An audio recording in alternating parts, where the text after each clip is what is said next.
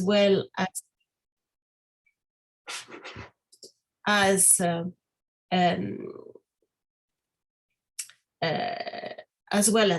its format, which was compatible with dynamic thoughts in perpetual re-elaboration and easily adaptable to the conditions of clandestine circulation, that this corpora constitute a particular strong weapon in the underground philosophizing of the end of the 17th century and for at least the first half of the 18th century. It is likewise the reason that Gustave Lanson was able to compile the first list of clandestine philosophical manuscripts. He recognized them as a major source of the most polemical ideas from the Enlightenment. From this perspective, it seemed difficult to extract from this collection a group of titles that are more radical than the others, precisely because the reach of this text cannot be reduced to the nature of the topics that unite them, but must necessarily be associated with their circulation and their reception, which could result in equally radical transformations of the ideas expressed by their authors. It is precisely this that happened in the exemplary case of the Doute sur la religion adressée au Père Malebranche by Robert Schall, who became a materialistic and atheistic pamphleter after Naigeon remodeled the text and D'Holbach made a whole new work of it, Le Militaire Philosophe. And it is the case of the Mémoires des pensées et des sentiments of the Curé Jean Méliès, whom Voltaire made an apologist for pure deism.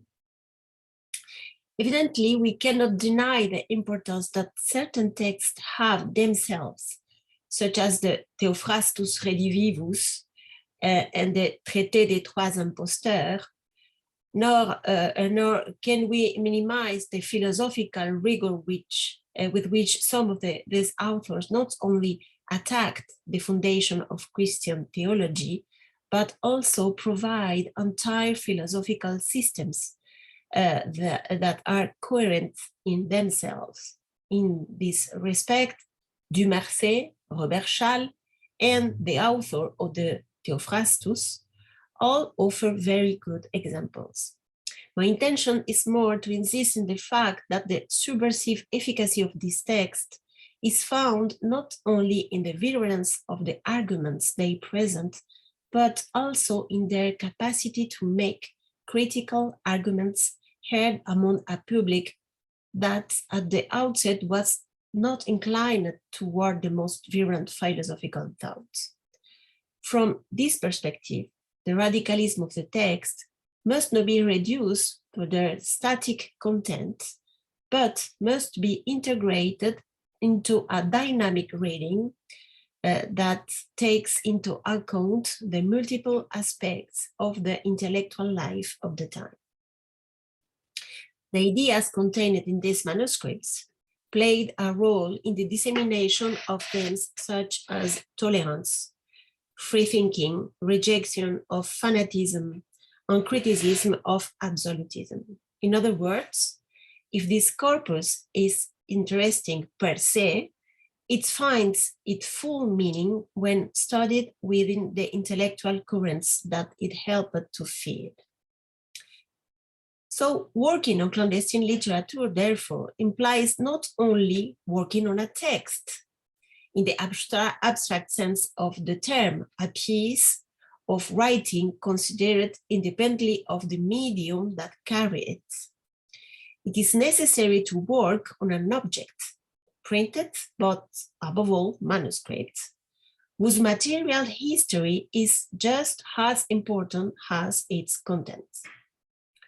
Indeed, each copy can provide vital information that make it possible to date the writing in question, to specify the context of production and reception, and ultimately to identify its author.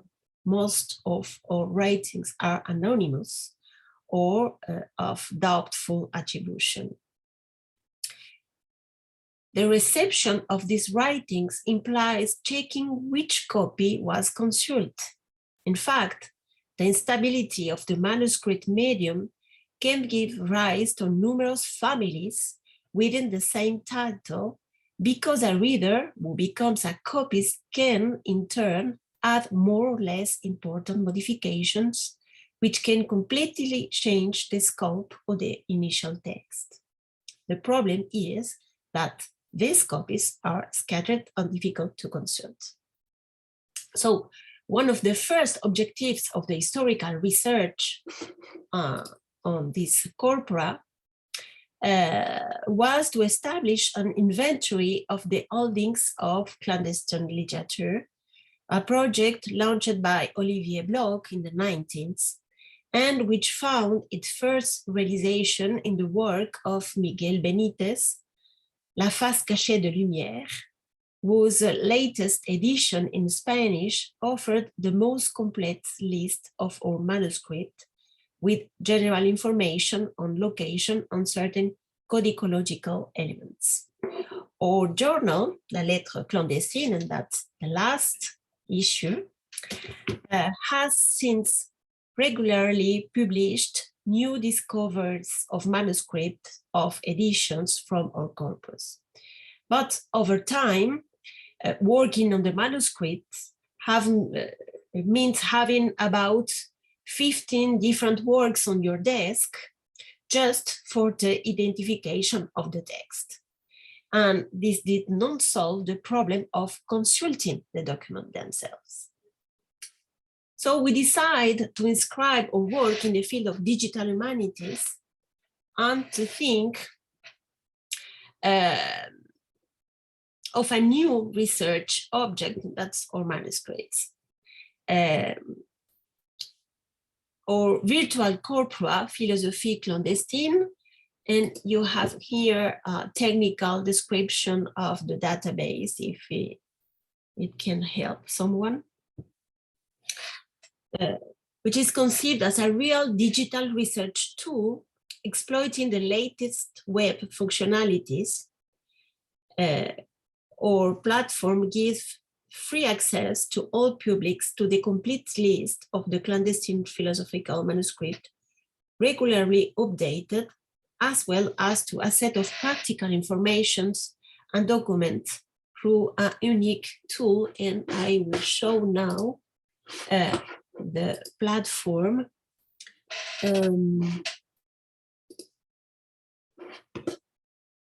This is Zoom, but this is the platform, Philosophie Clandestine.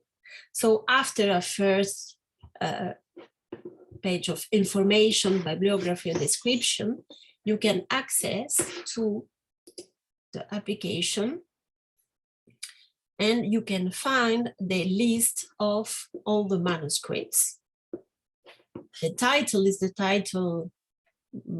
is one of more different kind of titles, but it's the most useful. And it is this used by Miguel Benítez in his edition of La face cachée des lumières.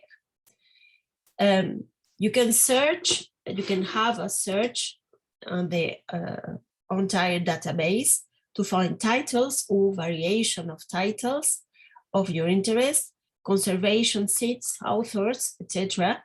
And you can use also filters to select maybe transcripted text, text with images, text with editions. So you can have a list of the text we have, find an edition of the 18th century.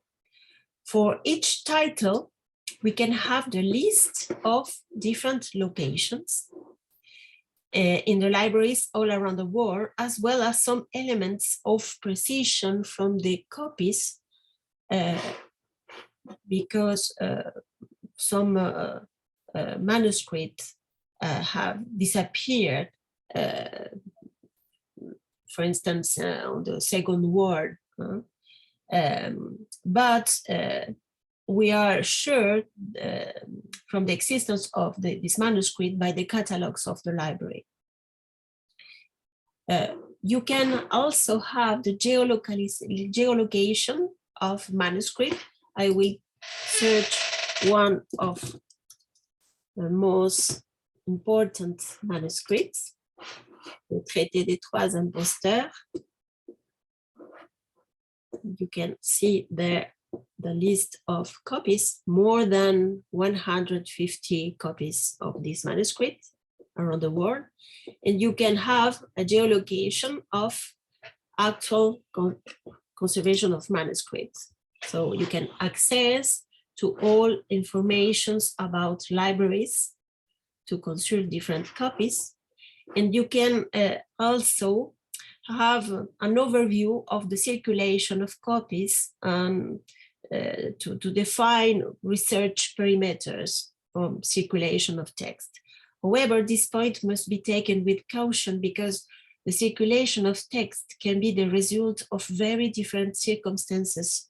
For example, the French Revolution, and not intellectual reasons, but material or political reasons. Geolocation is still in progress now because some libraries, especially those in the former Soviet countries, may have changed the name many times since the texts were identified. So we are working on geolocation of different copies. We can also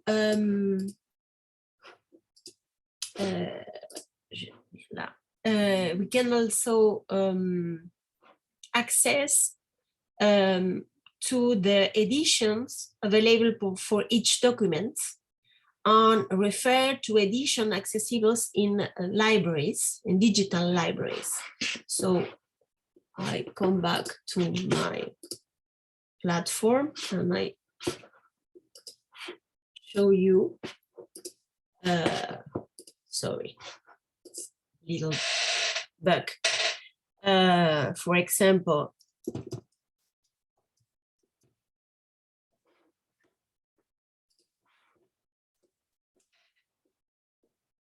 you can have editions of the text and manuscripts online. So 25 editions to the Traité des Trois Imposteurs. And when it is possible, you can access to online edition to read the text. We propose also the view of manuscripts associated to the text in the libraries when it is possible. So here it's the Sorbonne, and you can read the manuscript online. It is easier with European libraries which have subscribed to the open source, open data first policy. It's different when libraries have different business digital models and we have to pay, we can pay. So we work only with institutions in open data, open source model.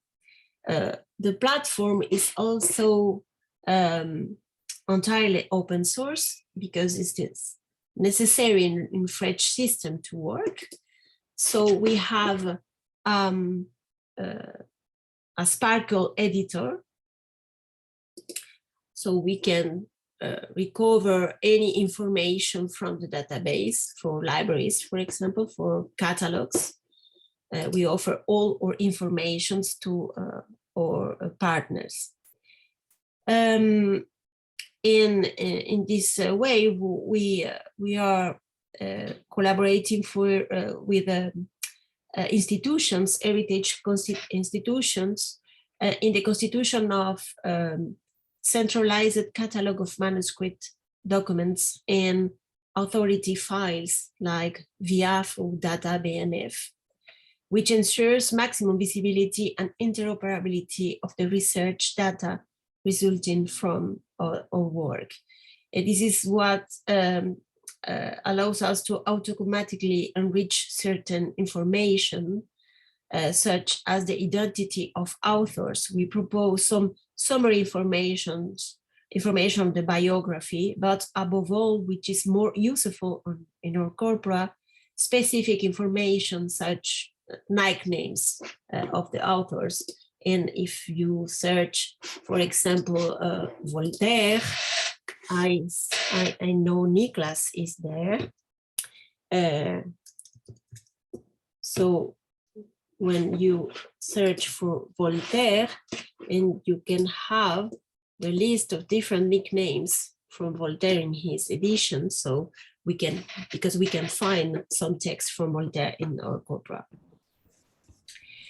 As you can see, we offer a large amount of information that makes our database more than just a catalog of clandestine manuscripts. In only 4 years, we have considerably enriched our database. And as it stands, some information can go unnoticed if you do not regularly visit our platform. So we are now working on improving the ergonomics of the website. A new consultation interface will soon be available to ensure better visibility of the elements available on the site, in particular transcriptions, editions, and translation of the text carried out by our project collaborators, because we have now a lot of transcriptions made by researchers and by students. And we have also many translation, especially in English, but not only in English. We are working now on Spanish translations to offer a large public access to a large public of our text. And we are now also launching a new phase on our project, which is the digital edition of the texts themselves, because now or manuscript translated are just PDF translations, that you have original version and you have the English version of the text. You can download it for free. But we are working on digital edition of the text. It is not a question of proposing new scientific edition, because there are excellent published work that we have neither the strength nor the time nor the need to complete. We have chosen to offer a digital edition that is in turn a research tool. Our idea is to allow the simultaneous consultation of a transcribed, modernized text of the most widely distributed version of the manuscript, enriched by TI and using authority files. This edition will be aligned to a basic manuscript, and you can, I think here, this is a beta version of our editorial platform. The edition will be so aligned with the manuscript and to an 18th century edition too. And the reader will then be able to choose which digital version of the manuscript or edition to read alongside the digital edition, in order to better identify variants or changes in the main text. This work will obviously depend on the availability of manuscript versions online offered by libraries, but our database will be ready to integrate them as they are published. We are establishing partnerships with libraries for this phase of the work. We are working now with 12 different libraries in Europe. The digital annotation will also lead to establishment of thesaurus. We use OpenTeso, an open source tool. I'm sorry, Susanna, just yes. to remind you that I finished. have a couple of minutes. I finished. Yes, I finished. the pterosaurus of name of historical persons, biblical or mythological characters, places, work, will then make it possible to establish index of manuscript by text family or general index. And this could then be used by researchers as a tool for analyzing documents, use of common sources, common references, circulation of arguments, etc., which could facilitate the identification of production and circulation environments, and why not, the identification of authors. We are also thinking about the use of the internal geolocation of documents, identification of geographical references specific to the authors as an attribution tool, and textometric or stylometric analysis. In few words, Philosophie clandestine is a new but developing project which may be of interest for the content it proposed, but which may also propose a methodological model of a digital research tool for other corpus of the same type, which combine scientific problems with material consideration on the documents. It is a project linked to the issues of conservation, exploitation, and valorization of intangible heritage, but also the conservation of the founding ideas of modernity. And I hope you will find it interesting. So that is what I could tell you today about this project. I will now try to answer your question, and I thank you for your patience and for your indulgence. Thank you very much. Thank you, Susanna, for this wonderful presentation. If there are any questions, I would please ask you to either raise your hand or type it in our chat box. For the time being, I would maybe have a first question about the future prospects of your project, in the sense that you stress the importance of, let's say, extra textual components in order to understand what was going on in the period, and especially with the manuscripts. And I was wondering if your project also envisages to incorporate any prosopographical data or information about the links between either the authors or the publishers, or any about the ways that this document circulated, if that is maybe on your horizon in the future, which could also, I guess, help researchers understand what's going on and pose interesting questions. Je réponds en français, Goran, s'il vous plaît. Nous voudrions beaucoup le faire, mais il faudrait déjà que nous puissions terminer cette phase d'abord des textes eux-mêmes, mais nous envisageons de travailler en collaboration avec d'autres projets qui sont liés à notre projet, comme par exemple le projet Marc-Michel Ray, qui est porté par Christelle Baillet-Porte à Saint-Étienne, parce que justement, Marc-Michel Ray est un acteur fondamental dans la publication et la diffusion des textes. Donc, notre objectif est de pouvoir ouvrir la collaboration avec d'autres projets de ce type, mais pour le moment, nous ne pensons pas à ajouter à ce que nous faisons déjà la question de la diffusion, de la circulation des textes, qui nous embarquerait dans une phase encore plus complexe. So I would just briefly try to translate for maybe non-French speakers your reply, but I'll be very brief, so I'm sorry.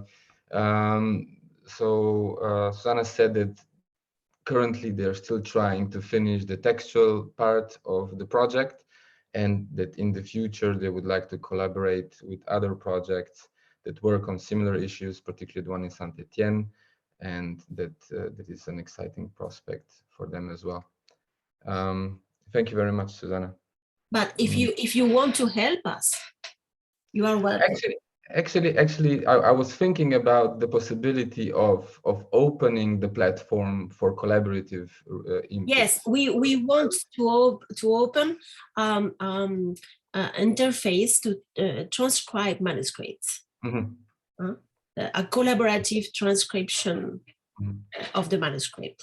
I do that with my students. Mm-hmm. So, but not online. We want to do it online. Okay, thank you. Are there any further questions? I have a small question, Susanna, about the corpus.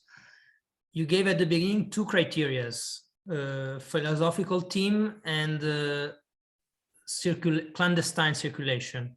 But then you gave a third one, actually, which is open source. Yes. What do you do with the ones that are not open source? You just ignore them? And is that a problem from a scientific point of view? Or you put anyway something about the manuscript without putting the text? That's a great big problem for us, because we work on open source. When we have, we say that the text is not open source and we can give this text to the public. And if we have some edition from the 18th century, we use this text, in this case, explaining to our user or public that this text is just a transcription of an edition and not a manuscript. And that's a problem, for example, with some manuscripts from Émilie du Châtelet that are from a private collection. So we cannot use it. So we mention this text, but we cannot show that. And out of 360, you said, right, total, how many manuscripts are not open source, actually, in your corpus? Actually, for the moment, we have not a lot of manuscript available. Okay. Because they are not digitalized by libraries. So the first step is to have access to a digital version of manuscripts. So for the moment, we have, I think, 60 manuscripts online. It's not a lot. We have 360 copies, different titles. So it's just a little part of manuscript available online. But you can put the transcription. I mean, yeah, we can put a transcription, because some researchers have made a transcription and they give us the transcription without notes, without critical construction, just transcription, and we use this transcription online. All right, thank you.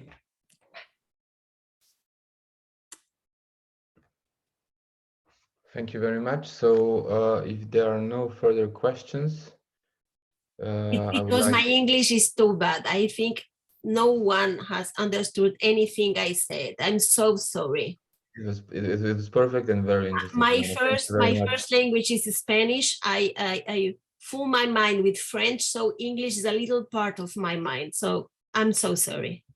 Thank you very much. I'm ashamed not to be able to explain it better.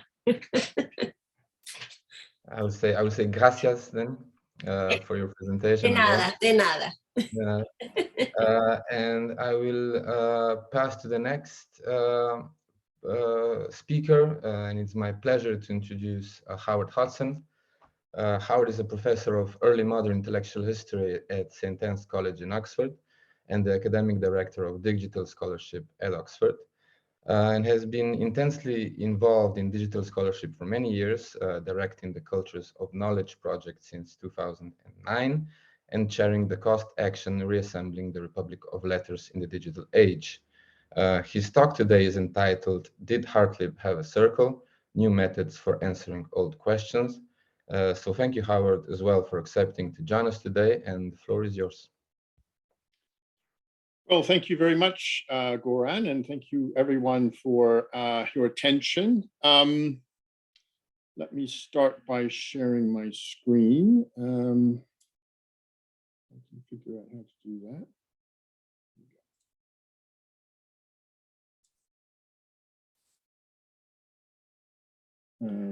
what I want to show you is this. So we can just start with that. And on the other screen, I need to see this. Okay. As many of you will know, all very well, most intellectual historians in this university certainly, Samuel Hartlib, about whom I will be speaking today, is a person who only rose to prominence in a degree of prominence in English and European intellectual history in the third quarter of the 20th century. As a consequence of the rediscovery of a single trunk in which the remains of what was once an extremely rich archive of papers documenting the intellectual relations of England in the period of the Civil Wars, the Commonwealth, and the Protectorate, that is to say, primarily the 1630s, 40s, and 50s, was to be found. In other words, he was quite obscure before the rediscovery of this trunk in the 1930s, and rose to a degree of prominence thereafter, primarily as a consequence of the publication of these two books. The first of them by G.H. Turnbull, professor of education at the University of Sheffield. The trunk actually was originally offered to the Bodleian Library here in Oxford, but Hartlib was sufficiently obscure person that eventually Sheffield expressed a keen interest, and the trunk gravitated to Sheffield, where the papers are to this very day. And as you can see from the subtitle here, what Turnbull offered was much less a synthetic study than gleanings from Hartlib's papers. That is to say, a series of reading notes almost from a first perusal through about 20,000 pages of manuscript and printed material, which had only been put in a very loose order in the centuries between Hartlib's death in 1662 and the rediscovery of the chest in the 1630s. And it was not until my own esteemed doctoral supervisor's work, The Great Instauration, Science, Medicine, and Reform, 1626 to 1660, appeared in 1975, that we finally had a sort of massive synthetic study, which argued that Hartlib and his activities and the circle of people with whom he shared them was central to the intellectual ferment of this formative period in English history. Now, it was Charles who apparently first coined the term the Hartlib Circle. In any case, in this final quarter of the 20th century, this became a very standard way of referring to what was regarded as a reasonably well-defined intellectual community. In fact, if you look in the Oxford Dictionary of National Biography, the term Hartlib Circle, the circle of Samuel Hartlib is used dozens and dozens of times, about 65 times at least. So this has become a very standard way of referring to, a reasonably well-defined community in these central decades of the 17th century. Now, it may be wrong to suggest that what I'm doing today is looking for new methods of answering old questions, because I'm not quite certain that the question of what sort of an entity the Hartlib Circle was and to what extent it was Hartlib's, to what has been rigorously discussed and debated, as opposed to rather casually defined in the course of many an article and monograph. So I'd like to pause for a moment to consider that question, and then to give a preliminary look at some methods that we're developing to look at it. So what might Hartlib Circle mean? I think probably the most adequate definition is a rather complex one. It's a group united really by two things. And one of them is a social network centered around Samuel Hartlib. And the other is a common outlook of sort of shared intellectual common ground, a set of aspirations and ideals and expectations, which were shared within that group. Now, the difficulty is, of course, that in order to test that more subtle and meaningful definition, one would have to be able, at least with quantitative digital methods, one would need to be able to engage in very subtle and sophisticated natural language processing of some kind, designed to tease out the intellectual common ground between all these people. And that is beyond the means, I think it's fair to say, of technology at the present. The reason being that, of course, Hartlib's correspondence consists of material not only in 17th century English, which is problematic enough, but also 17th century German, large quantities, which is still more problematic from a NLP point of view, and also, of course, Latin.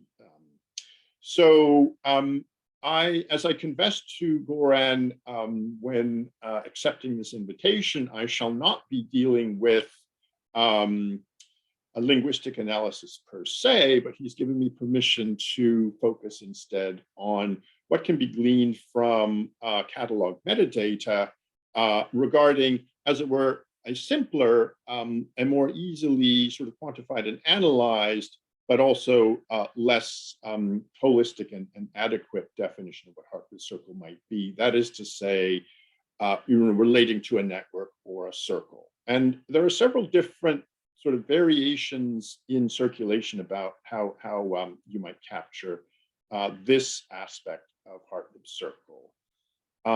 One expert has defined it as an international group of learned men and women connected largely, in some cases solely, through Samuel Hartlib's London office.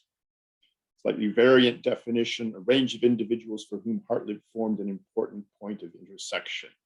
Okay, so we're talking here about a network which is largely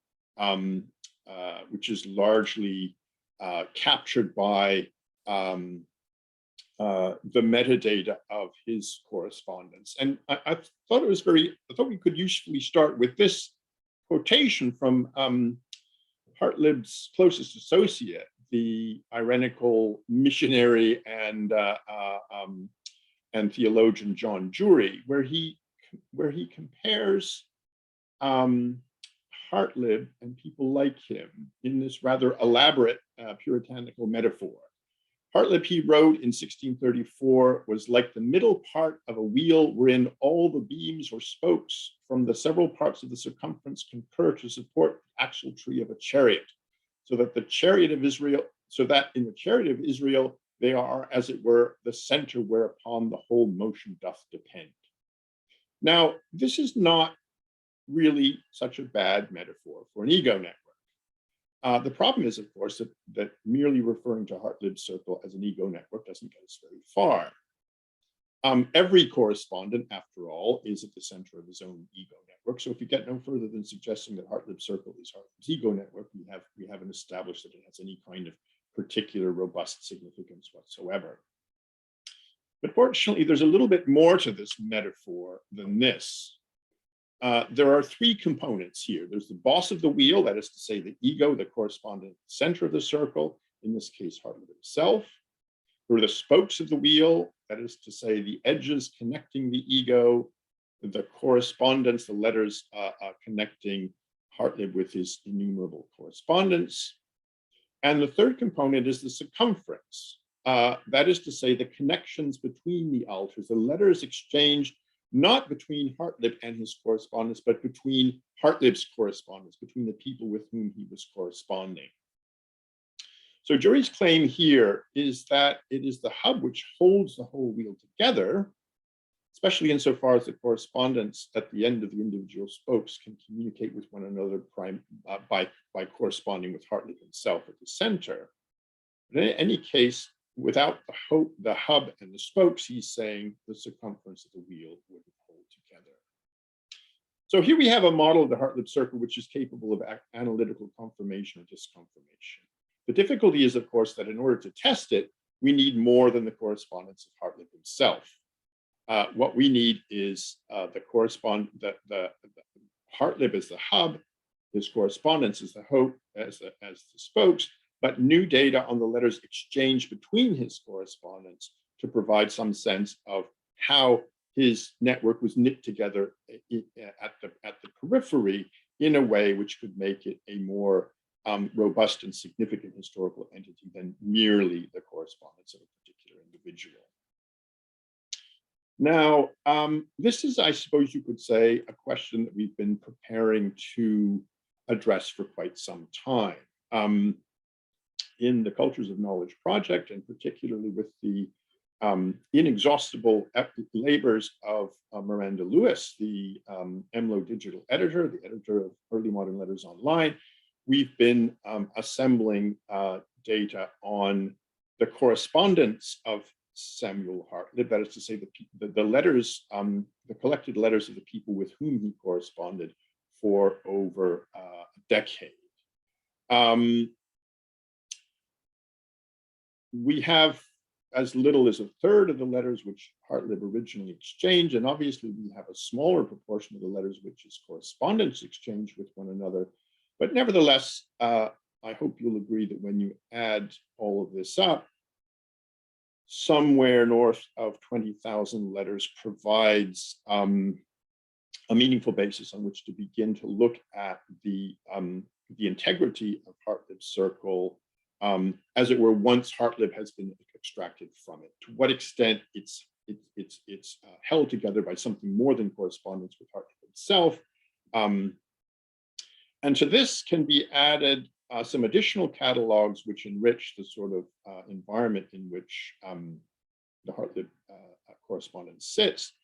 The roughly 50,000 manuscript letters in Index of Literary Correspondence in the Bodleian, and roughly 170,000 letters in the Stuart State Papers, which were curated in the Networking Archives project over the last couple of years. And what you get if you look at all these together, okay, so what you have here is merging the data set of Early Modern Letters Online and the Stuart State Papers data. And then searching within that only for correspondence of those between Hartlib's correspondence, and then extracting Hartlib from the network diagram. So this is a graph representing letters exchanged between Hartlib's correspondence with Hartlib himself extracted from his network. So you might say this is Hartlib's network minus Hartlib itself. It's a network which consists of 308 people in total.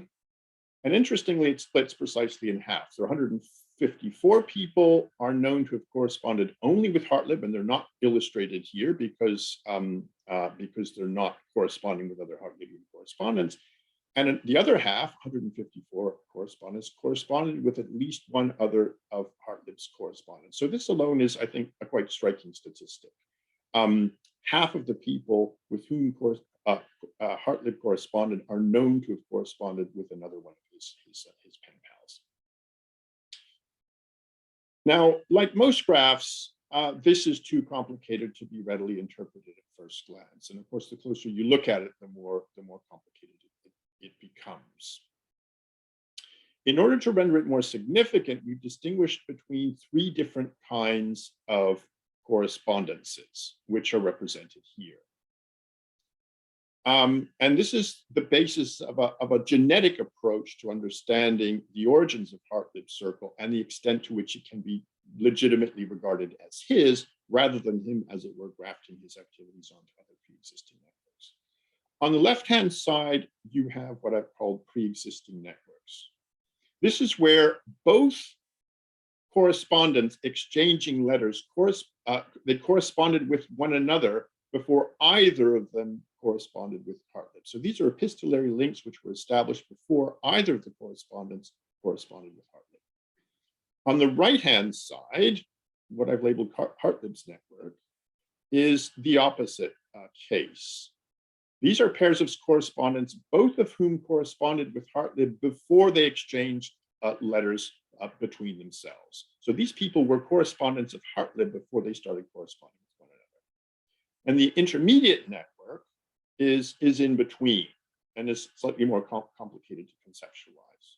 These are correspondence in which one of the pair first corresponded with Heartlib, then one or the other of them, then they corresponded with one another, and then the second one corresponded with Heartlib as well. In other words, they both corresponded with Heartlib, but one of them corresponded with Heartlib before they corresponded with one another, and the other one afterwards. So this represents a genetic approach to the question of what is the sort of robustness of the sense in which Heartlib's network is actually Heartlib's. If the pre-existing networks on the left don't predominate, then Heartlib is grafting his own network onto others. But as you can see here, the pre-existing networks are the thinnest of the three types. If Heartlib corresponded with both members of a pair before they corresponded with one another, then there is much stronger, although still purely prima facie grounds for regarding him as responsible for knitting the network together himself. And the intermediate case is particularly interesting in comparison with the other two. It shows the extent to which other figures contributed correspondence to Heartlib's network. Now, I would stress that all of this is impressionistic, but it bolsters the expectation that there's a reasonably robust sense in which Heartlib's network can be regarded as generated by him. And I think if we look more closely at this, we can get a still more nuanced view of this. So here we're looking at the pre-existing networks. First of all, you have that elegant little cluster surrounding Mersenne, mostly consisting of astronomers and mathematicians, Ismail Beaulieu, Johannes Hevelius, Christian Huygens, René Descartes, all of whom were in contact with Mersenne before any of them was in contact with Heartlib. So this is Mersenne's network, and insofar as, and to some extent, Heartlib is grafting a small portion of his network onto a set of relations already established by Mersenne.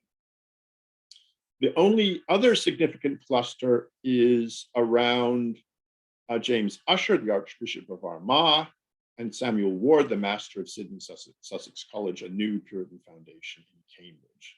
And here you can see it is a mixture of churchmen, Davenant, Bedell, Gattaker, Mead, Hamilton, and statesmen, Rowe and Boswell.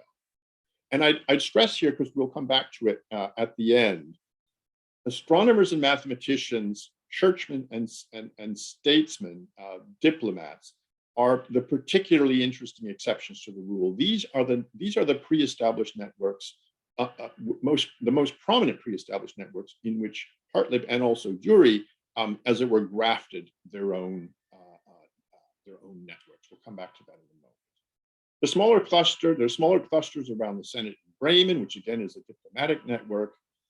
Comenius and Boyle only come into one pair each of correspondence, eventually shared with Heartlib before either of them come into contact with Heartlib. The rest are mere pairs. So I hope you'll agree that these pre-existing networks are not, as it were, the main armature on which Heartlib's network eventually works.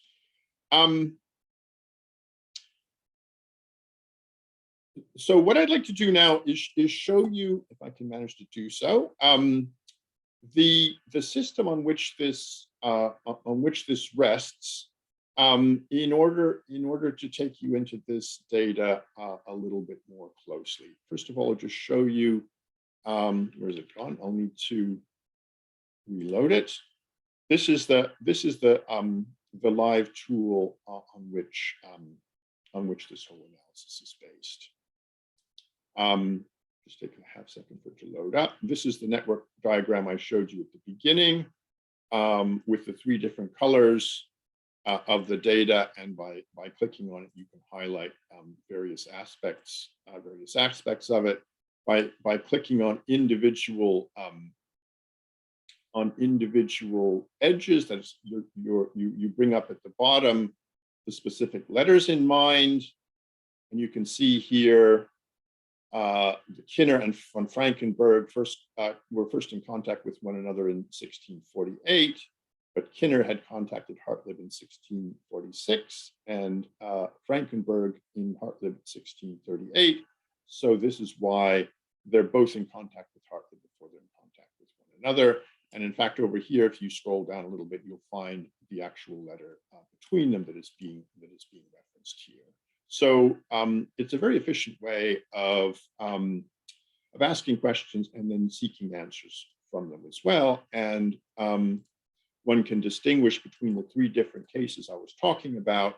One can also turn off the names to get a clearer sort of abstract sense of the cases here. Here's the first case, here's the second one, and here's the third. So let's look a little bit at what's going on here in this third case. By clicking on one of these, you can identify that this is in fact Comenius. You can see all the arrows are pointing in. Effectively, what this means is that Comenius is building his network after this portion of his network after he's in touch with Hartlib. Most of the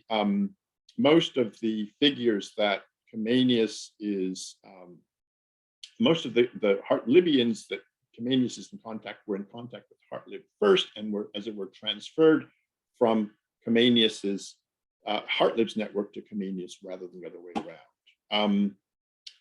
And if we look at the other case, see if I can find Comenius on this one. I think this is him up here. And then we add the names. You can see also that most of the people that he's corresponding, that most of the people that he is in contact with before these people are in contact with Hartlib are people in his neighborhood in Elbing, Hevelius, the famous astronomer in Danzig, for instance, Niclasius, the pastor in Danzig, and so on. So Comenius is gathering and eventually contributing to Hartlib's network a relatively compact cluster of East Central Europeans, particularly in his Elbing period, whereas Comenius is, Hartlib is contributing to Comenius's network a much broader group of people. I think I'm going to, for purposes of time, move back to this more efficient way of viewing the data. So you can see, I think it's 23 Hartlibians contributed to Comenius's network, and I believe it's 11 Comenians contributed to Hartlib's network. In instances of people like Oldenburg and Boyle, of course, the disparity is greater still. Obviously, these are younger people who come on the scene at the very height of Comenius's activity, Hartlib's activity in the 1650s. They have relatively small numbers of people that they're in contact with before both parties are in contact with Hartlib, and very large clusters of people that effectively Hartlib is contributing to their networks. The case of Jury is interestingly symmetrical. In other words, as you can see here, there are almost exactly the same number of people in Hartlib's network with whom Hartlib is already in contact with, whom he contributes to Jury's network, as there are people who are initially in contact with Jury, who he contributes to Hartlib's network. And I think this is a significant advance in our understanding of the origins of Hartlib's network. In effect, it's something which Hartlib and Jury set about creating simultaneously. And as many of you will, of course, recall, they are complementary figures in many respects, but in one of those respects, Hartlib is like the static center of the circle. Once he arrives in London, that's where he makes his base, and this is a stable center to which correspondents from all over Europe can refer. Whereas Jury is moving very energetically throughout Protestant Europe in his irenical missions. I apologize, Howard, to intervene. There's two things I would like to say. I've received messages that not everybody sees your screen, if I'm correct. And the second would be that if you maybe try to sum up in a couple of minutes. So this is my last slide. Thank you. there are many caveats that one would wish to introduce here. I'm sorry if people can't see this screen. That's rather unfortunate. Anyway, this is my last slide. There are many caveats that would want to introduce. This is a heuristic device which is there for providing clues for further research. And one of the most significant ones, I think, is on this screen. This is a more statistical survey of letters exchanged between Hartlib's correspondents during his lifetime. Okay, so Thomas Rowe, in other words, exchanges 313 known letters during Hartlib's lifetime with Hartlib's other correspondents. John Jury, 296. And the interesting thing here is the way in which this particular statistic is dominated by those networks I mentioned earlier. Political and diplomatic figures. Obviously, when Jury or later Hartlib tap into political and diplomatic circles, there are very, very well-established networks already available there. So this is why these figures loom so large in these tables. Likewise, theologians and churchmen in England are very, very well networked amongst one another. And the same applies throughout the International Republic of Letters for mathematicians and astronomers. They're one of the best network disciplines in Europe in this period. And the same applies, I don't think you can see the statistics here, for the most letters exchanged between pairs of Hartlib's correspondence. Okay, so all I'm saying here is this is one of the reasons why one would not want to read off definitive conclusions from the kind of cursory examination of the basic metadata that I've been examining through these visualizations. The point is that it's a very effective way of pinpointing, raising questions for further study, using this genetic method of examining the origin of a circle like Samuel Hartlib's. And I do apologize if colleagues were unable to see the visualizations, which were indeed the point of the entire exercise. So I shall, I see here we're sharing, and now we need to stop sharing. Thank you very much, Howard, for this wonderful presentation. I open the floor for questions. If you could raise your hand or maybe type your name in the chat box, if there are any. As for me, I would maybe just begin by saying that indeed your presentation shows that new tools are not only able to help us answer old questions, but they also allow us to pose new ones. And maybe just a comment as well. There's this saying in historical semantics that is very well known, and it goes something like this: you shall know a word by the company it keeps. And I believe that this type of research also shows that an author or a scholar can be better understood if we examine the company he keeps, and the text that they wrote can be also better understood if we are at least aware of the company of the people that produce and make it circulate, and so on and so forth. So thank you very much from my part, and I believe Vladimir Urbanek has a question. Please. Thank you so much. Can you hear me? Yes. Perfect. Howard, thank you so much for your very, very inspirative presentation. I especially enjoyed your categorization of the networks into three types: pre-existing networks, intermediate networks, and Hartlib's network. And I guess this categorization relates primarily to the group of the correspondence, of this half of the correspondence, 144, who corresponded with Hartlib and at least with another one. So The other half a little bit disappeared from your analysis.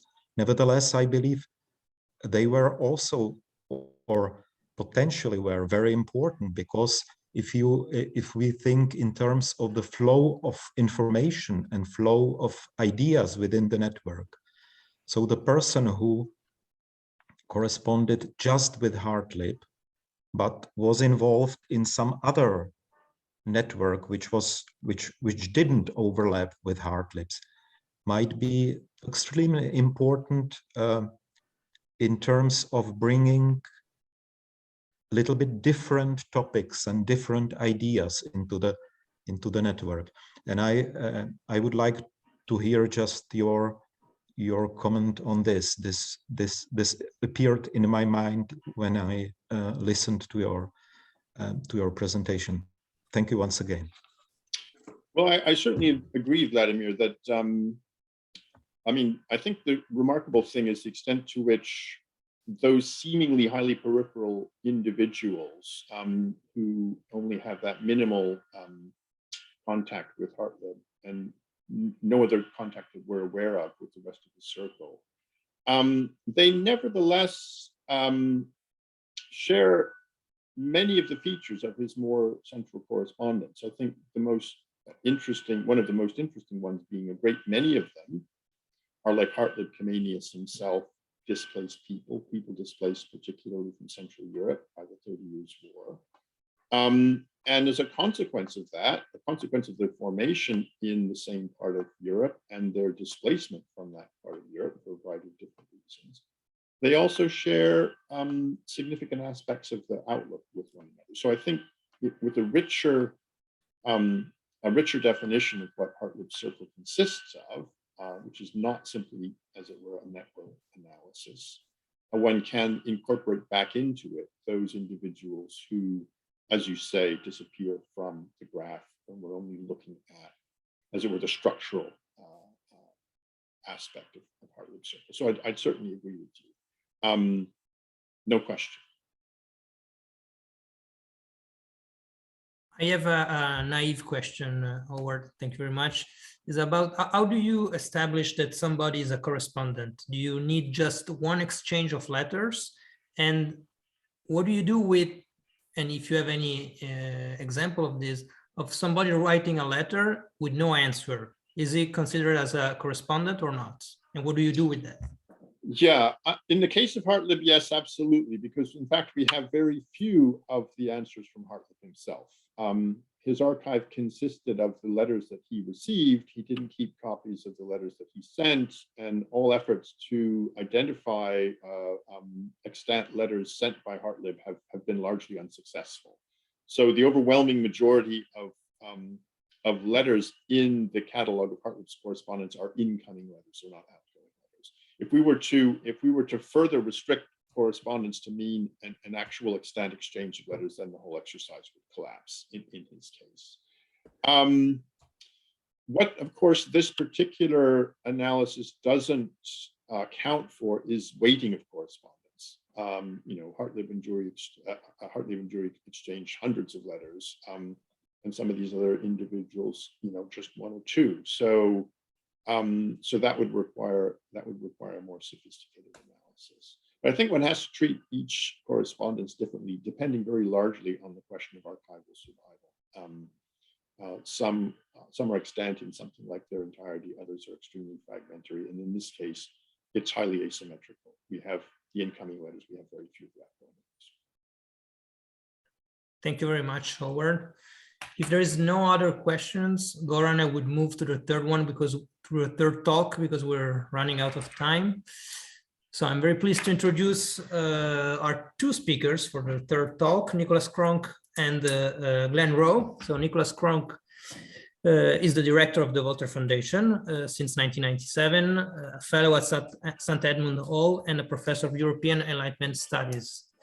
As a general editor of complete works of Voltaire, his research interests are principally related to Voltaire, obviously, but is also, and I would say, more and more engaged in digital humanities. Glenn Rowe is a professor of French literature and digital humanities in the Faculty of Letters at Sorbonne University. and is the leader of the project team Optique, Observatoire des textes, des idées et des corpus. In some way, Len can be called Monsieur Digital of the Sorbonne. So 2022 is an important year for the Voltaire Foundation, since it marks the conclusion of a 55 years project to produce a critical and chronological edition of the complete works of Voltaire. But it's at the same time an end and a new start, I guess, as suggested by the intriguing title of your presentation, Len and Nicolas, Digital Voltaire, Completing the Complete Works. So the floor is yours for 20 minutes. Thank you very much, Tristan, for that nice introduction. So I'm sharing this presentation with Glenn. I'll talk for 10 minutes and then he'll talk for 10 minutes. I'm going to sort of present the ideas behind the project, and Glenn will talk about some of the technical solutions we're thinking of. And Glenn is in charge of the slides. So the first thing is, please, Glenn, is to get just to share your screen. Are they, can you see the screen okay, everyone? Hello? No, we still have Howard. We still have Howard. Howard, well, Howard's got to stop sharing. We need Howard to unshare. Sorry, Howard. Howard. Unshare. Greetings, Howard. Yeah, well, okay, here we go.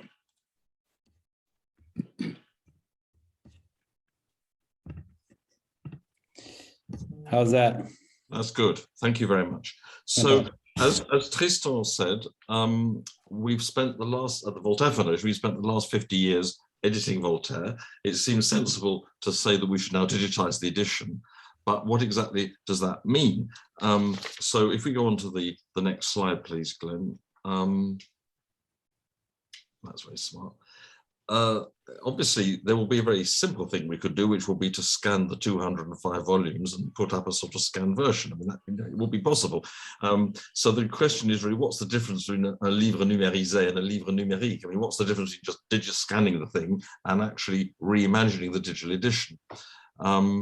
So I think part of the sort of weight behind this project is, of course, that the Voltaire edition is thought, at least by colleagues in the world of literary scholarship, as a sort of model of how you do a paper critical edition. I mean, they had long enough to sort it out, and we want the digital edition to be in a way equally sophisticated. So I think this is the chance to do something of some complexity and actually aim to be ambitious, especially since the corpus is so large.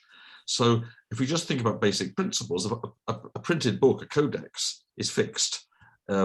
Whereas a digital book, if we do it properly, not just scan the book, will produce something which is fluid and capable of always being remade. The advantages of a digital book are pretty obvious. You can add revisions. You can correct those small slips that you made when you were printing the books. More importantly, you can think about, in the future, you could think about ways of reaching new readerships. You might be able to reversion your material to speak to school kids. You might be able to reversion it to speak to people who read French and study Voltaire in North Africa. I mean, you could make the material available to people who can't afford to buy these expensive university textbooks, effectively. But specifically for today's discussion, it's a way of thinking about new ways of arranging the material and sort of interrogating the contents. At the same time, we should be honest and think, what are the disadvantages of a digitized edition? We want to try and keep what's good about the paper. There's potentially a disadvantage that if you just keep adding things to digital files, it all becomes slightly more muddly and slightly less readable. And that wouldn't necessarily be progress. If we go on to the next slide, please. What are the models for producing top-level digital critical editions? There have been digital critical editions for at least 20 years. And Patrick Zahler, a German colleague, has a catalogue which is updated from time to time, and he's got currently a list of, I think, nearly 400 titles. So there are plenty of digital scholarly editions out there. One fantastic example is the Canterbury Tales project, which I mentioned there. If we go on to the next slide, please. People have written about this. Elena Pirazzo, in particular, who's has written a very interesting book on digital scholarly editing. And she makes, I think, what's a key point, which is that the most successful digital critical editions to date, I'm generalizing, but I think it's true as a generalization. The most successful ones are the editions that have a very high visual content. And you've got examples up there. In particular, the Samuel Beckett project, of course, is managed by Dirk van Hullo, who's now a colleague in Oxford, Nietzsche Source, the Walt Whitman Archive. These are all digital editions that have, for good historical reasons, need to show lots of pictures, and they need to show pictures that you couldn't do in a typical printed book. So they lend themselves to a digital edition. But in a way, next slide please, in a way that's sort of cheating, because those are the exceptions. When we have Voltaire, we're not particularly interested in the manuscripts, not particularly. What matters is just the hardcore content of the text edition. So the challenge for a digital critical edition, leaving aside the rather quick win of having lots of illustrations, is to think about how you can exploit to the full the potential of that medium. And that's something where there is still lots of room for new thinking. So I like this quotation from Peter Schillingsberg, the American bibliographer. Are there existing digital critical editions, he says, rhetorically? Yes, there are, and they're better than they used to be, but they're not good enough. So that's quite an inspiration for us to sort of move on. So as we think about digital Voltaire, it is a research project rather than just a publishing project. We want to think about new ways that we could conceive of critical editions. And if we get it right, there's a real potential to make digital Voltaire a model for how other authors, other editors might want to conceive of editions of other authors. The Voltaire corpus is large and it's complex. Complex in the sense that Voltaire writes in just about every genre: short prose, long prose, short verse, long verse, theatre, marginalia. There's a hugely important author's library. I mean, there's just every complexity and wrinkle you could think of with an author is there in Voltaire. So if we solve this digitally, it's a model for pretty much anything else you would throw at our model. So if we go on to the next slide, please. At the same time that we're thinking about how we could exploit the resources of the digital book, a digital edition, of course, it's also important to remember that in another part of the critical world, there's new thinking about critical editing. One of the interesting things about the Voltaire edition is that, I mean, it took 50 years, and of course, over the course of 50 years, critical editing evolved, and some of the decisions made in the 1960s looked a little bit peculiar in the 2010s. And as general editor, I had to sort of finesse and make compromises between consistency and the need to look modern. Jerome McGann, of course, is one of the people who's most interestingly written about the challenges of digital books. And he's also interested in the challenge of digital editions. And Jerome McGann has some wonderful pages on certain critical editions on paper, which are so complex, which are trying to wrestle with a textual reality that is so complex that, as he puts it, they burst out of the two dimensions of the page. So he gives examples I quote on that slide, and says of those examples, these are in their fields absolutely classic editions. He says they seek discoveries that stand beyond the purposes of customary scholarly practice. In other words, these are where an author has really wrestled with a complex critical edition. They hit against the limits of the two dimensions of a print page. So as Jerome McGann talks about that, of course, he's opening up the possibility of why you need digital critical editions, that there are some texts that cannot be fully realized in any other medium. So that takes us on to what we've called on the next slide, rather ambitiously, Voltaire's textual condition, which is a phrase I think that's Glenn's phrase, but I really like it. Thinking about the digital edition makes us think about entire questions of textuality. Paper critical editions, in a sense, tend to solidify and fix a text. And some authors write texts which actually are very mobile and very fluid. And it's extremely difficult to represent fluidity on the fixed, or within the fixed confines of the printed page. So if we go on to the next slide, which is has a devastatingly simple question: what did Voltaire write? That is, of course, hugely complicated. In a few cases, Voltaire does write a book which is pretty short, has an integrity, has a title, and he just kept republishing it. So Candide is a nice example. And we all know Candide, but it's also nice and easy to edit because it's a short book. It goes through a couple of editions. Voltaire, well, it goes through many editions, but Voltaire only revises it significantly on one occasion. So to capture the textual integrity of Candide is actually quite easy. The problem is that Candide is pretty much an exception. Voltaire is also the absolute specialist in short works that move about between different recueils.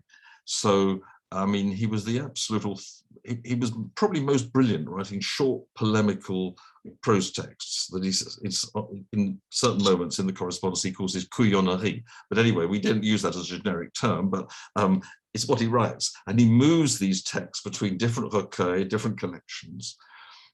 So you get into a very complicated issue. I mean, it's the Borges question about if you recopy a text, is it identical or is it different?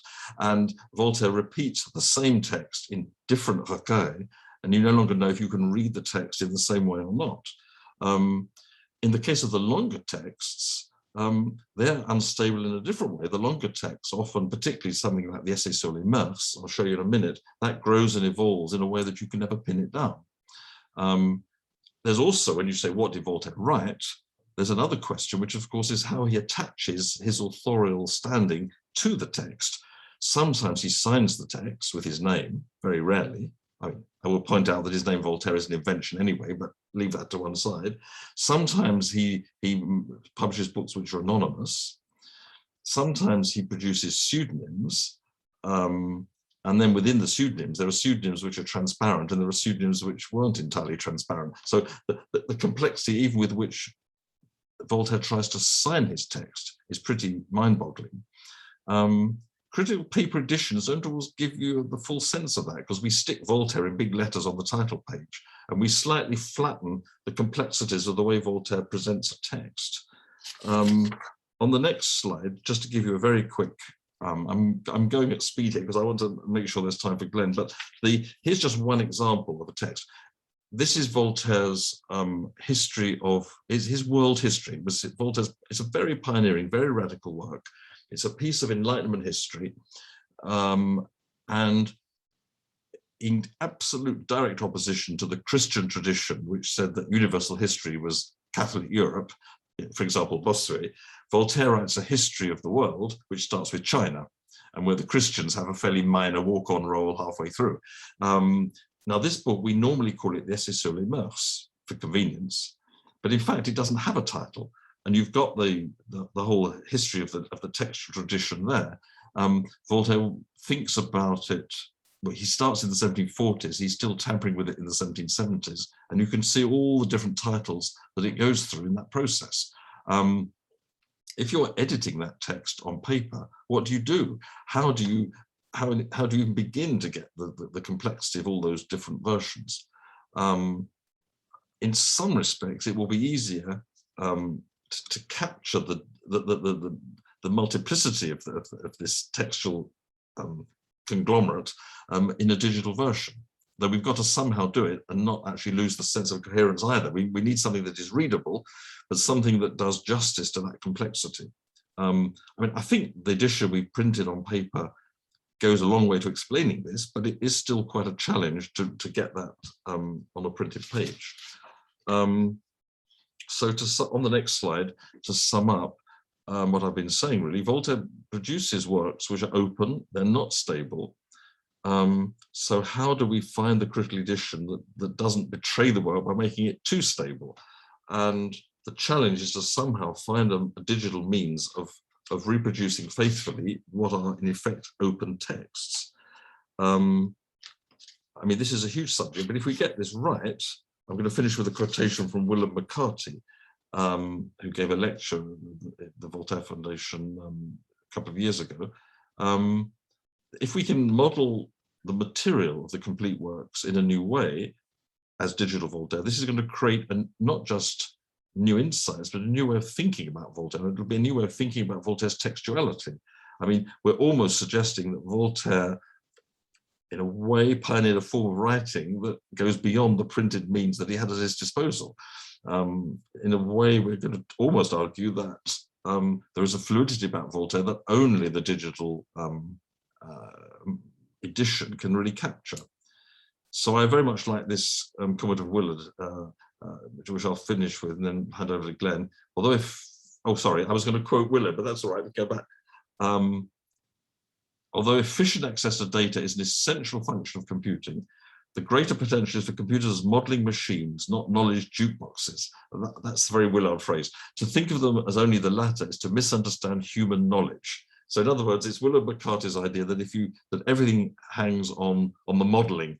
And if we can model this material, the material we have from the printed editions, if we can model it rightly, it will be a machine that will just generate not just new knowledge, but a new way of thinking about the writing. Sorry, over to you, Glenn. No, thanks so much, Nicholas, and thanks to Tristan and the other organizers for the event. I'll try to be brief, but exactly this notion of modeling is where we're moving in two directions at the Voltaire Foundation on the digital front. One is to think specifically about the data model for digital Voltaire, which is in itself, as Nicholas has described, rather complex, and then thinking about how we can reflect the complexity of Voltaire's corpus, oeuvre, using digital tools. So how we can think about the way that his texts are always sort of slipping between fixed and potential and virtual, and using digital methods to do that, in particular in the context of the Voltaire Lab, which I'll get to later. But thinking about first just the data model, and we've been working on this for a few years now. Digitization seems like a simple process, and perhaps it is if you think about it as Nicholas originally thought about it. If you just put up a PDF online, that may be sufficient. But we're thinking about digitizing all of the content and what that means. Differentiating different things. Disambiguation is a huge problem with any digital data set or ontology that if you've worked on named entities, for example, it's a hugely problematic field in natural language processing and elsewhere, just to decide what things are actually those things and not other things, and what you can point to. We're trying our best to use existing standards, not to invent again another sort of wheel or another set. So we use TEI XML as our base, but with different sort of ways of being flexible around it. And importantly, we're not modeling for an end product yet. So the interface is completely virtual at this point. We don't even know what it will look like. So we're sort of modeling for the potential with the idea that interfaces are meant to change every 4 or 5 years, and they will change. But if the structure of the data that underlies that interface and that delivers that content is stable and is well thought out, that you could then shuffle that into different interfaces, and this somehow gets us towards a good question, the big open question of digital humanities, which is always sustainability. So how can we move, how can we assure that this data will be usable, discoverable, open in the future for different research purposes, so tagging for both structure and meaning. And so, the source we have is great. We have the benefit of these 50 years of research behind us. It's already a wonderful information technology. This is what Candide looks like in the Œuvre complète de Voltaire, and you can see the different layers of variants, of notes, of line numbers, of paragraphs. The structure is there. So from the beginning, you don't want to sort of completely destroy this great structure, but you want to be able to recreate this, but you also don't want to just make a simulacrum of this particular thing. And so digitally, this looks like this. So it's not so elegant, of which most of this is tagging. So these are just the words from the first page of Candide. Around this, we have the different structural tags that tells us this is a chapter that has its different ideas, IDs that are led to it. Its its title. We have different IDs for paragraph. There's things like referentiability, which are questions that seem fairly easy in the print sphere. You have a page and you reference that page, and that's easy. In a digital object, it's not really that simple. We have the pages, we know the information for the pages are going to be there. We also have the line numbers. So we have to think about, do we generate virtual pages? It's maybe not a huge project for Voltaire, because we're basing ourselves on a print edition, but for something like Digital Dolbach, which is another project we're working on, which is born digital, does the page make sense in this sense? Is the page an artifact of the print culture? In a born digital edition, is it necessary? And if it's not necessary, then what are the objects to which people will refer using these objects moving forward? And so this just gives you an idea of the different layers that are involved. Here are the notes. Here are the entities that we're trying to link out into different terms using different linked open data technologies and so forth. So this is just an idea of how complex the sort of data model is. And so we're layering complexity upon complexity with Voltaire here. But the idea being that hopefully this work, and we're using a data architect, Dan Barker, who's very good, who's worked for OUP before and was largely responsible for most of this work. And we hope that if we get this right, then the sort of fun stuff, the moving out from Voltaire's work into what we call the Voltaire Lab, will be all the easier, and will be something that becomes in the future the idea of delivering this content for really sort of fun research purposes becomes all the more easier based on this structure, this underlying structure of the database. And so to just give you an idea, and we now have 15 million words, but I think we've added 2 million somehow by the apparatus. But Voltaire himself, I think, this is my estimation, is about 13 million words between his letters and his works.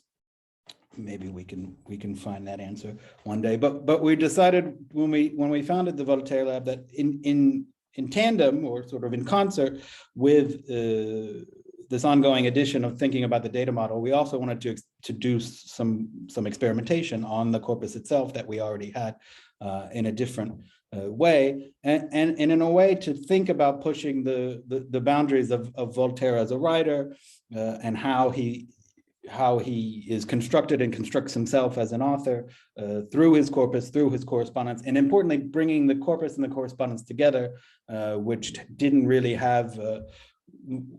They're published together in the complete works.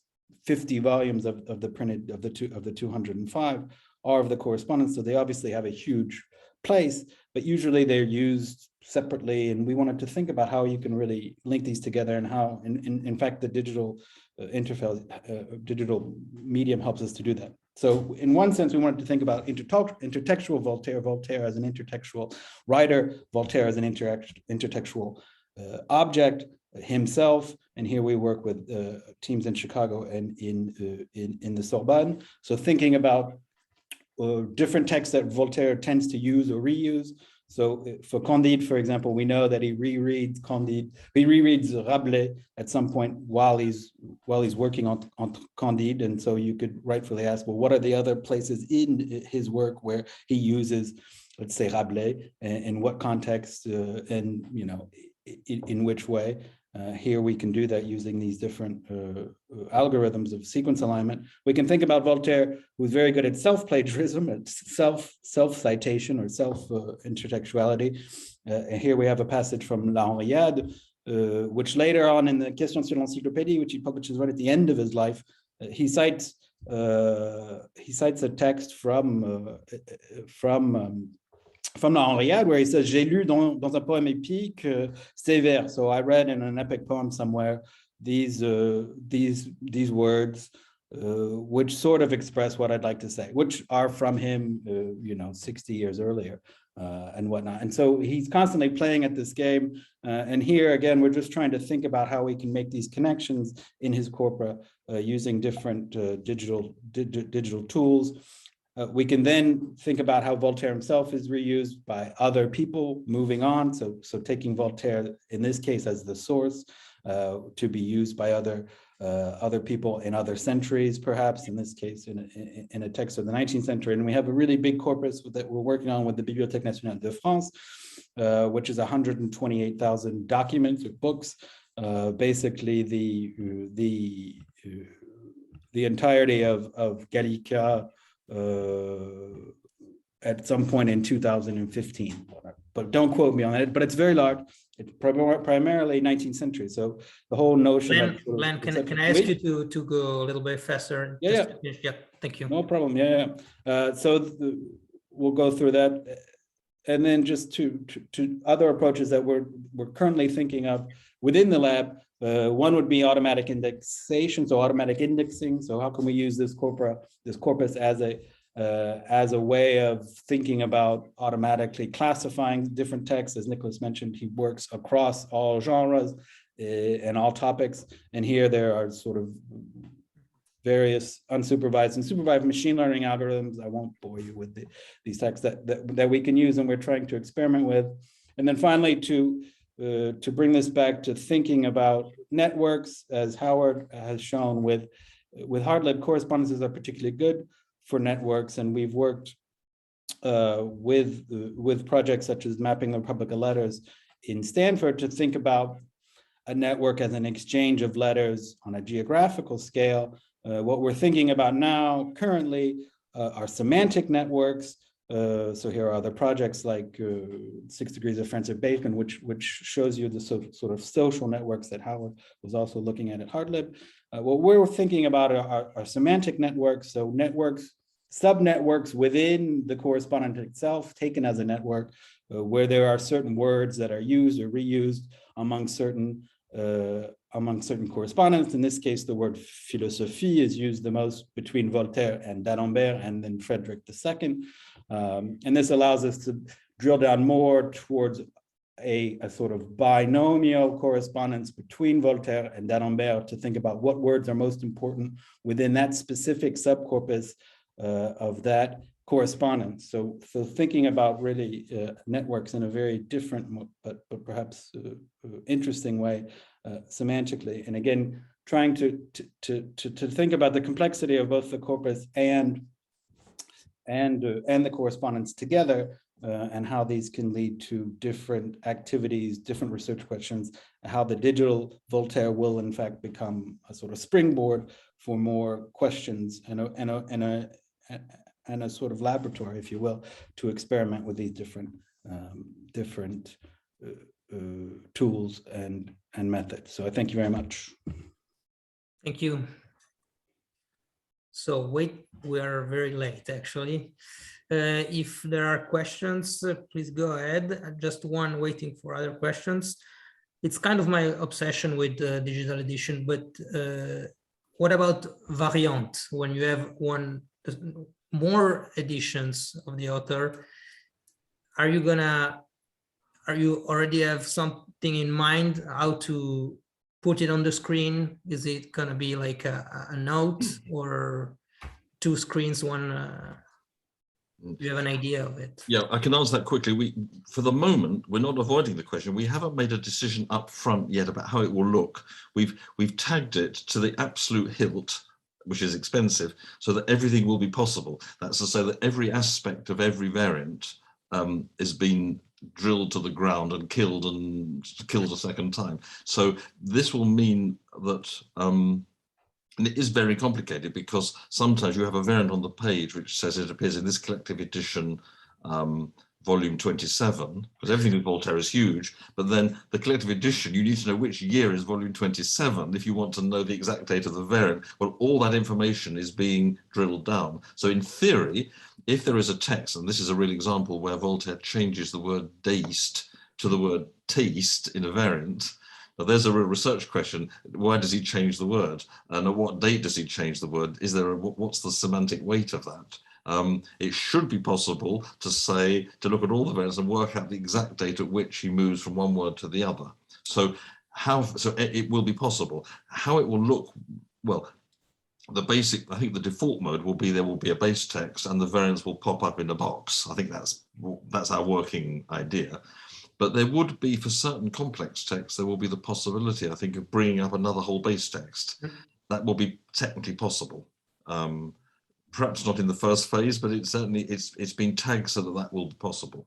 I mean, the trouble is, you could make all of those things possible, but you could also make the whole thing unreadable. So I think a base text with conveniently legible variants in a separate box is for traditional users of a print book, that's not too scary, and I think we can cope with that. Yep. So that will be our sort of default mode, I think. Thank you. Howard, there's a question.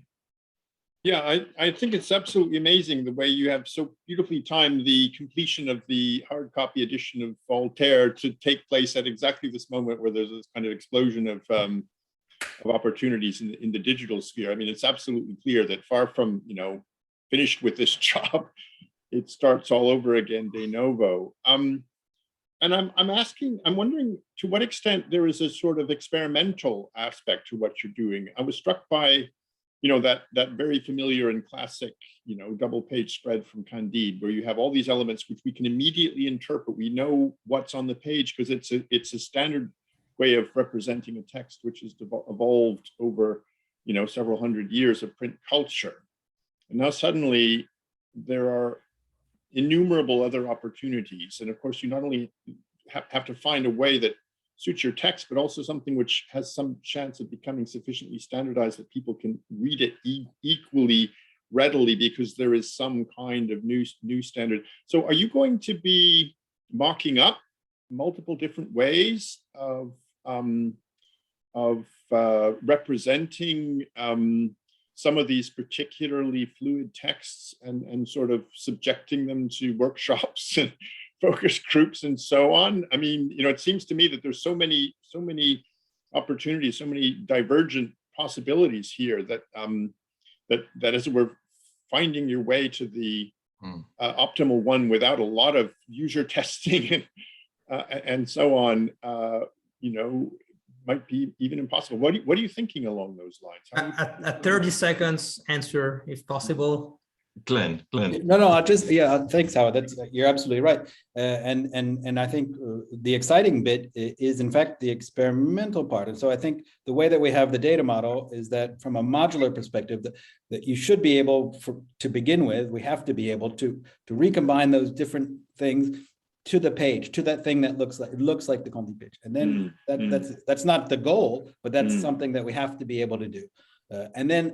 But then you think about, there are all these different modules, those could be reorganized in a million different ways, many of which won't be that readable, won't be that legible. And so I think that the point of doing workshops, doing mock-ups, wireframes, that's going to be the project over the next 2-3 years, which is really interesting. And we're going to try, the other danger along with that is not to get wedded to one particular technology or another. So you can think about somebody that maybe made a critical edition in Flash in 2010. Well, they're in trouble now because it no longer works anywhere.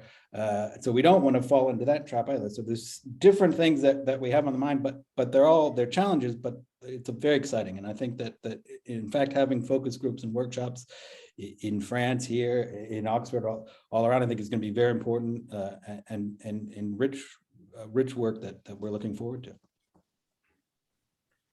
Thank you very much, Glenn. We're moving to our last talk. And sorry, Nicholas Cole, if we're a little bit late, but we follow the chronological order. That's why you're the last one, but not the least one, obviously. So Nicholas is a senior research fellow at Pembroke College. He studies the political thought of the 18th and early 19th century, and is working on a digital project that looks at the way constitution and treaties have been negotiated over the last 200 years. He's the director of the Quill project, one of the college's research centers. And the title of his talk today is The Records of Negotiation, Problems and Opportunities. Thank you very much, Nicholas, and the floor is yours.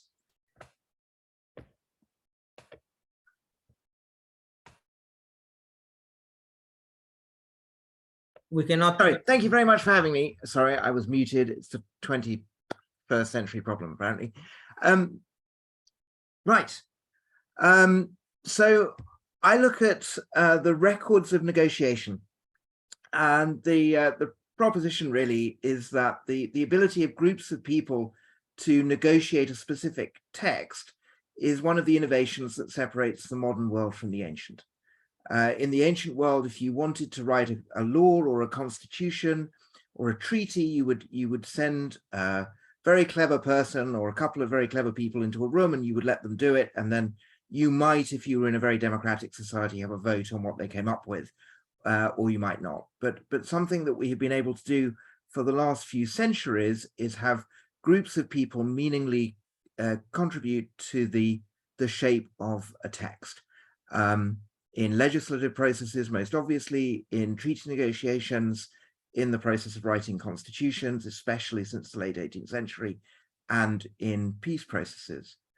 And a few of these examples have been very well studied, such as the 1787 Federal Constitutional Convention in the United States, but most of these processes have not been very well studied as processes.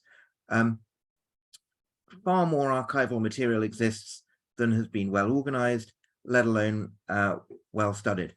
And merely digitizing and transcribing the records left by these processes doesn't actually help understanding to a great degree. And I'll talk a bit about why going forward, but it's very interesting to be following the last talk, not only chronologically, but also in terms of theme, because these processes are almost literally impossible to capture properly on a static page.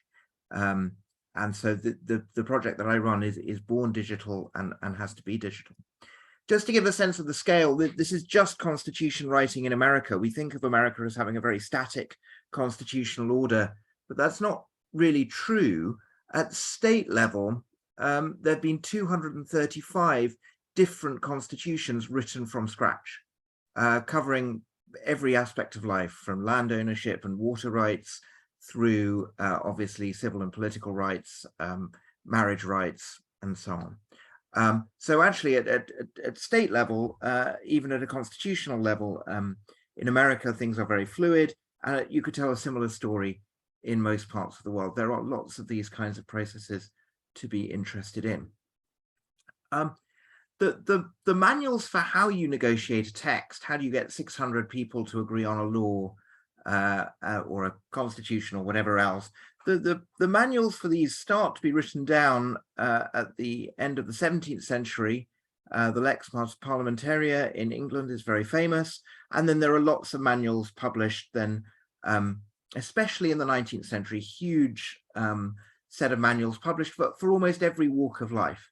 So that even if you joined a relatively sort of minor local, I don't know, debate society or some formal body of that kind, you would have some kind of rules of order. And this really sort of permeated through society in a way that it's now almost hard to imagine. And these manuals, whether they're for legislative bodies or other things, are all very different in their detail. But what we've done is come up with a standard model that can capture all of these. So we don't try and encode particular rules of procedure in our model. We try and have the simplest possible model, but no simpler, that can capture a process of agreeing text, regardless of the precise rules of order being used by any particular process. And what we found is that model needs a bit of adjustment from time to time as we do new things, but is basically the same for everything we do. I've tried to define what I mean by a formal negotiation here: a multi-party negotiation that agrees a specific text, proposed and amended by the several parties in the negotiation, and a process where there are processes in place to establish at any particular time definitely what has and has not been agreed. These processes most often revolve around iterative drafting, redrafting, and line-by-line discussion of texts, although there will be variations from process to process. And almost invariably, we need to think about these as processes that rely very heavily on a secretary or a group of secretaries keeping a note of what has been agreed, what has not been agreed, what has been proposed for debate but not yet debated, and all of this other record keeping that makes these processes work. These processes will throw out obviously an agreed text, and they will almost always preserve in some form a journal of proposals that were made together with the decisions that were taken on those proposals. And if you're lucky, they will preserve that in the same sequence that they really occurred in. So obviously a decision can be taken days or even weeks after a proposal was made, and some journals will preserve the chronological sequence, and some will be more fluid about that. And then there will also be preserved formally or informally minutes of what was said. And often historians have been more interested in those minutes than the sort of formal journals themselves, because it's in the minutes that you get all of the sort of character studies that you can do. But this project's based around the formal journals first and then the minutes second. So what's the interpretive challenge? Well, tracking the status of a constantly evolving text is difficult, and therefore recreating the context of any particular decision or tracing the evolution of particular phrases within a text can be extremely challenging. This is a trivial example of a record from the Federal Constitutional Convention in 1787, and you can see we have a record that on Saturday, August the 11th, two of the members of the convention made some kind of motion that the houses in Congress should keep a journal of their proceedings. But of course, what you don't have access to is what everybody in the room had access to, which is, well, what have we agreed up to this point? Is this a dramatic shift from the text that we've currently agreed? Or is it a minor shift? Everybody in the room would have been able to ask the secretary to read out the current text and compare it to the new text. You as a reader don't have that. Here are our sort of research questions then. You know, how do these processes work? How can we more systematically study the records that we have available to us? What are the implications of that for understanding the political process? And so on. How do these processes fit with wider political and public debate? And what are the sort of modern implications of better understanding what's going on? So this is part of our solution. For that same moment in time that I gave you a few moments ago, you might want some kind of map of proceedings, such as is at the top of the screen. You know, how far through the process of debate are we? And you can see we're about 2/3 of the way through. And we're talking about the plenary session, which is the session at the top of the screen. And we can give you a bit of a sort of bird's eye view of what other sessions are going on. You might want a sense, which is at the bottom of the screen. I don't have time to go fully into the sort of detail of the display, but a display about, you know, what is the process that morning? You know, how do the different amendments and pieces of debate and decisions relate to each other that morning? How do we visualize that? You would want to be able to see, well, how does this proposal affect the particular paragraph under debate? So we can recreate that for you. You might want to see what sources we have available that persuade us that this is the right way to reconstruct that moment, so we can give you those sources. You might want to see what other amendments have been tabled for debate but not resolved yet. We can show you that. And you might want to do things like say, well, you know, the two figures involved in moving this amendment, what else are they involved in? How many other things do they propose? You know, is this something they really, really care about, or are they the kinds of people who speak on every single item on the agenda in every meeting? And we all know both sorts of people, I think. One complication you might get, especially as we move into legislative processes as opposed to constitutional conventions, is one text amending another. So one of the things we've had to think about is how do we show the effect of legislation, or for that matter, a minute from a meeting, that if agreed would affect another text.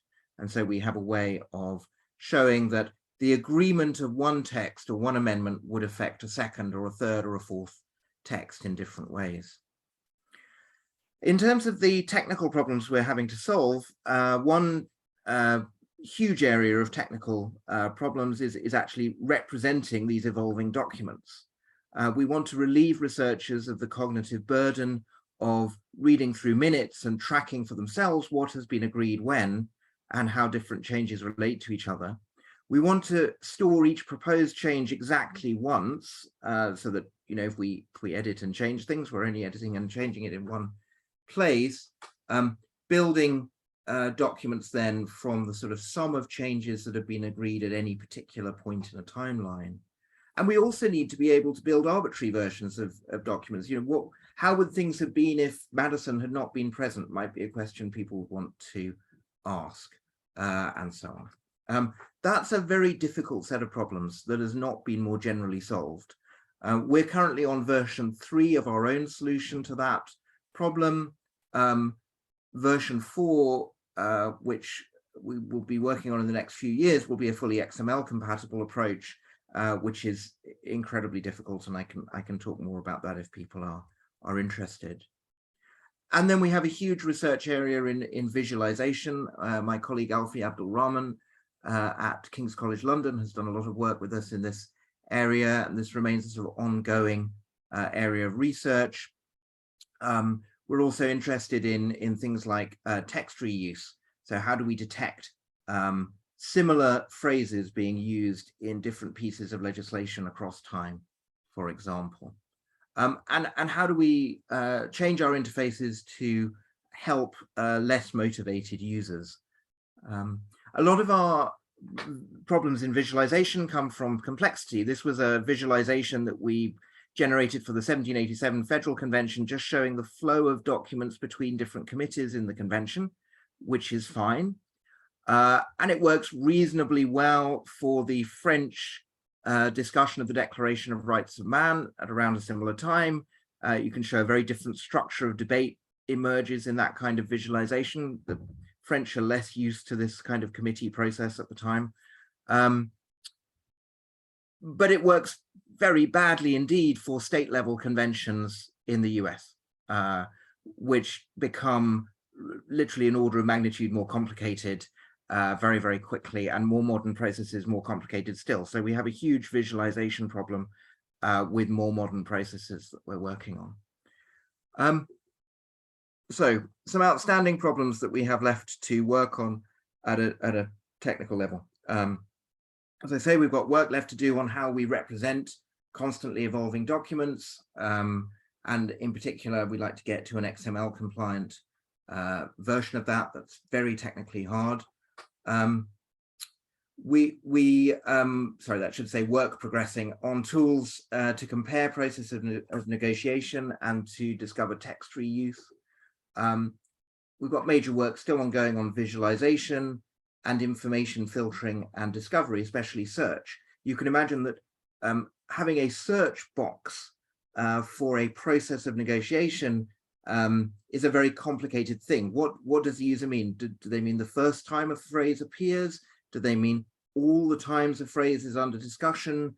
Do they mean times that phrases are mentioned in the minutes but not reflected in the formal text being negotiated?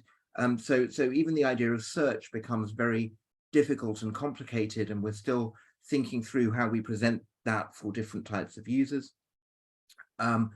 We have some very motivated researchers who are interested in the evolution of American legal texts, but we also have groups who want to use us but find the amount of information we are able to give them overwhelming. So how do we simplify what we give them to answer the questions that they need? And finally, and it's a lovely problem to have, there are thousands and thousands of archives that would benefit from this kind of more formal approach to the study of negotiation, and prioritizing which ones it's interesting to look at is a really interesting problem to have. I should say that we've been very successful at working with especially undergraduate researchers from a huge range of institutions. I put a few of them on the screen, and we are sort of collaborative by design as a project, and have been for the last 6 or 7 years. And if you want to find us, that's our research platform. Well, I've rattled through that because I'm right at the end of the day, but I hope that's All right, thank you. Thank you very much, Nicholas. It was great, very interesting. Is there any question? I have one, waiting for others. Could you extend this kind of project to other centuries, or is there something specific to United States treaties? No, I think it. So our oldest project currently in the database is some work we're doing on Massachusetts in 1781. And our most recent project is an American state convention in 1970. So that's a very long chronological period, and the model works very well for all of that time. I am sure that if the right types of record exist, we could go back further. The difficulty is really record keeping. The minimum requirement we have is a journal of proposals made and decisions taken. That starts to become very common in the 18th century in the English-speaking world, and then around the rest of the world at around that time. And where that exists, I think we can do interesting work. But you know, very much before then, the records get much less detailed. But we haven't yet discovered that there's any place in the world or any time period when a formal process of negotiation doesn't actually fit the model that we designed, which is itself a rather interesting result. Yes. So there are no other projects of this kind? No, So I'm not aware of anybody else working on this kind of material. Howard. Yeah, well, if no one else has a question, I'd like to ask an obvious one. We just heard from Nicholas and Glenn about, amongst other things, you know, genetic editing. And of course, there's another very prominent genetic editing project here in Oxford. What you're talking about is a kind of, you know, reductio ad absurdum, or, you know, the ultimate where a whole committee of people is picking over every single word and phrase. Is there common ground? Is there any possibility of shared models, or is what you're doing so far down that genetic spectrum that it's best for you to simply try to solve the problems that you're confronting and not think too much about how other people are dealing with analogous things? I think this approach works very well for simpler genetic editing, and I think if you think about just changing our interface not very much, you would be able to show the sort of lines of divergence of particular versions of text and so on, and that I think that's correct. So I think there's huge potential for crossover. The algorithms that we use to generate this kind of display, though, currently don't work very well with XML text, and so the reason that I want to work on a sort of XML version is to try and close that gap between us and other projects, but it's not currently the right solution for very, very good technical reasons that are really cutting edge in the sort of computer science world. So watch this space. But I think in terms of a general approach, you wouldn't need to modify our interface very far to get a very sophisticated presentation of a sort of genetic edition of different works. Would it make sense to have some kind of a workshop where the people working on these analogous projects come together and you know? Yeah, I think that would be a very good idea. Goran? Thank you very much. I would just have a quick peripheral question, both to digital scholarship and to your project as such. But I was interested in your when you said that negotiating the writing of text is a specifically modern phenomenon, and I thought about, you know, peace treatises in the 17th century and so on, and I was wondering if you did in your work date when this phenomenon occurs, or more or less. I'm not asking. The English Parliament clearly has rules that allow this to happen meaningfully in the 16th century. Though I'm not an expert enough on the records that survive to know whether we could do this kind of study for that. And the reason I know that is that the 17th century handbook refers to rules of order that make this process possible from definitely the 16th century onwards. So if I had to guess, and I'm sticking my neck out and aware that this is being recorded, I would say it's really 16th century onwards that this is meaningfully possible at anything other than a trivial level. But if somebody wants to sort of antedate that, that would be very interesting. Thank you. Okay, thank you very much. There are no other questions. We'll just put an end to our session. It was very interesting, and thank you very much to our 5 speakers and to everybody.